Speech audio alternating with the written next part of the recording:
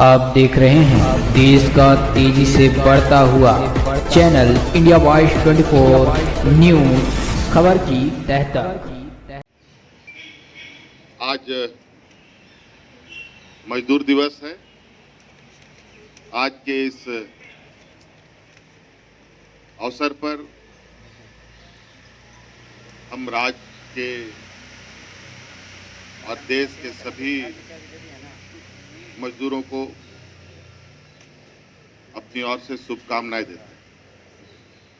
और आज एक खुशी का भी दिन है कि आज हमारे राज्य में मजदूरों का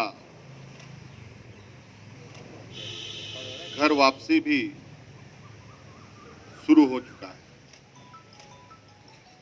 भारत सरकार के आदेश प्राप्त होते ही राज्य सरकार त्वरित कार्रवाई करते हुए विभिन्न राज्यों से अपने मजदूर जो यहाँ वापस आना चाहते हैं उनको लाने में लग गई। आपको मालूम है कि बीते रात में ही कुछ बसें निकल चुकी हैं और आज तेलंगाना हैदराबाद से भी एक ट्रेन आ रही है जिसमें 1200-1500 के लगभग शायद मजदूर आ रहे हैं। इसके लिए मैं तेलंगाना सरकार को बहुत बहुत धन्यवाद देता हूं। और जिस तरीके से मानसिक दबाव में देश का एक बड़ा वर्ग विगत 1-1.5 महीने से जहां तहां फंसे हुए थे और मानसिक तनाव में थे, उनको राहत देने के लिए जो भारत सरकार ने निर्णय लिया है, जिसके तहत वो अपने अपने घर को जा रहे हैं, इसके लिए भी मैं भारत सरकार को बहुत बहुत धन्यवाद देता हूँ। और आज हम लोगों ने लगातार कितनी तेजी से हमारे प्रवासी मजदूर और हमारे विभिन्न राज्यों में पढ़ रहे छात्र छात्राएं घर वापस आए, इसका कवायद बहुत तेजी से चल रहा है। और आप लगातार सुनेंगे कि कई माध्यमों से यहाँ पर मजदूर और विभिन्न राज्यों के छात्र छात्राएं राज्य में आ रहे हैं और पूरी निगरानी के साथ जब वो यहाँ आएंगे उनका स्वागत किया जाएगा और उनको अपने गंतव्य स्थान तक पहुंचाने का काम जिला के प्रशासन करेंगे। और कई जगह से अभी कई खबरें बड़ी तेजी से आ रही हैं लोगों की घर वापसी के लिए। हमने सबसे आग्रह किया है, थोड़ा सब्र, थोड़ा धैर्य रखें। झारखंड सरकार आप सब तक पहुंचेगी और लोगों को, आप सबको अपने घर पहुंचाने का भी काम करेगी। यह सरकार का संकल्प है। इसके लिए बसों की आवश्यकता है, बसें भेजी जाएंगी। छोटी गाड़ियों की आवश्यकता है, छोटी गाड़ी भेजी जाएगी। ट्रेन की आवश्यकता है, ट्रेन से लाया जाएगा। हवाई जहाज की आवश्यकता पड़ेगी तो हवाई जहाज से भी मजदूरों को लाया जाएगा। बिल्कुल इसमें सरकार के अंदर कोई मतभेद और कोई सवाल नहीं। अभी मंत्रिमंडल की उप समिति के साथ बैठक हुई और उनके द्वारा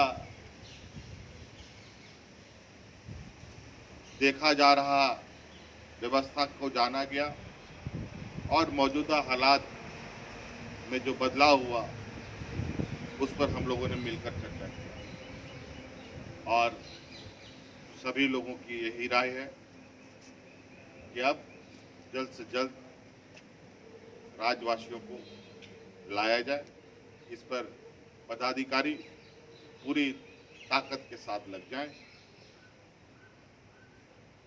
ये आज का विषय था। धन्यवाद। सर, रिम्स को लेकर क्या एहतियात बरता जा रहा है? आपके तरफ से आदेश दिया गया, क्योंकि माइक्रोबायोलॉजी डिपार्टमेंट में भी सर एक टेक्नीशियन संक्रमित हो गया। देखिए, उस विषय पर सिर्फ यही नहीं, यूपी में भी एक लैब में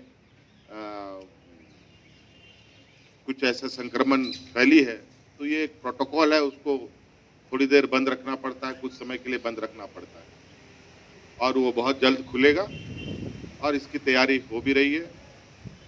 और जहाँ तक बहाली की बात है, वो विभागीय रिम्स प्रबंधन के अंदर वो चीजें हैं।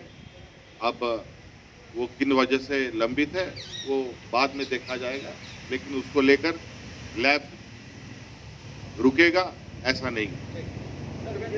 छात्र उसका क्रेडिट जो है राज्य सरकार ले रही है, लेकिन ये केंद्र सरकार का ही सारा क्या क्रेडिट जो है राज्य सरकार लेने की कोशिश कर रही है, बीजेपी का आरोप लगाया गया है।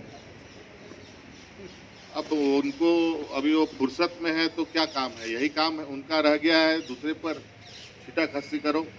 वो तो पता चल रहा है हमें, जब रात के 2 बजे 3 बजे तक हम लोग पदाधिकारियों के साथ विचार विमर्श करते हैं और आगे का रास्ता तय करते हैं। जितनी पत्र इन्होंने हमें लिखा है छात्रों को, प्रवासी मजदूरों को लेकर, उतने पत्र शायद ये अपने देश के प्रधानमंत्री को लिखे होते तो आज जितना विलम्ब हुआ है उतना विलम्ब नहीं होता। सर, जो छात्र आना चाहते हैं अभिभावक के साथ, लेकिन उनको परमिशन नहीं मिल रहा है एसी के। डीएम सर, बहुत सारे डीएम परमिशन लाना चाहते हैं अपने बच्चों को। नहीं, बिल्कुल स्पष्ट आदेश है। जहां आपको ऐसा लगता है कि जिनको नहीं मिल रहा है उसकी जानकारी हमें दें, उनको तुरंत निर्धारित अवधि तक के लिए पास निश्चित रूप से मिलेगा। यूपी में भी बहुत शिकायत सब, यूपी में भी सर, जहाँ यहाँ का पर्यटक फंसे हैं आगरा में, सब कोई पास नहीं देना चाहता है, बोलता है कि नहीं अभी हम वहाँ नहीं, जबकि सर आपने आदेश दिया, लेकिन वहाँ पे कोई अनसुना कर दे रहा है सर। बहुत लोगों का फोन आ रहा है इसमें। हम लोग उस विषय में भी बात कर रहे हैं। अगर ऐसा कहीं बात है, हालांकि जो वहाँ पर उनको वहाँ के डीएम को देना चाहिए, लेकिन इसी तरह कोई क्लियर कट गाइडलाइन नहीं है, इसलिए हम लोग कैसे पास नहीं करते।